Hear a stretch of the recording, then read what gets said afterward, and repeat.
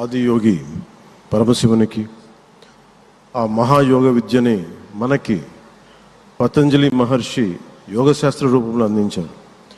వారిరువురి పాదపద్మములకు నమస్కారాలు.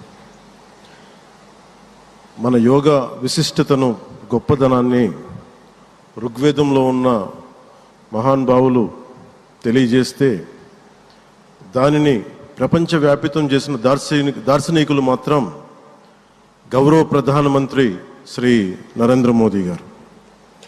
భారతీయ సనాతన ధర్మం తాలూకు విశిష్టతను యోగా ద్వారా విశ్వవ్యాపితం చేసిన ఘనత ఆయన సొంతం.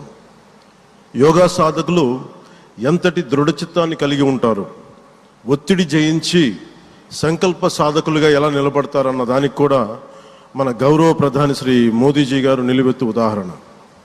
ప్రపంచ యోగా దినోత్సవం యావత్ భారతవానికి, భారతీయులకి దక్కిన గౌరవం. సరిగ్గా ఒక 2014లో అప్పుడే ఐక్యరాజ్య సమితిలో గౌరవ ప్రధానమంత్రి మోదీ గారు ప్రవేశపెట్టినప్పుడు దాదాపు 177 దేశాలు ఈ రెజల్యూషన్కి మద్దతు పలికినాయి. ఇంతమంది మద్దతుని కూడగట్టగలిగి ఈ రోజున మనకి 2015 నుంచి యోగా దినోత్సవం ప్రారంభమైంది. ఈ రోజున గౌరవ ప్రధానమంత్రి మోదీజీ గారి పిలుపు మేరకు మనం మొదట విశాఖ 11వ యోగా దినోత్సవ సంబరాలకు వేదిక అయింది.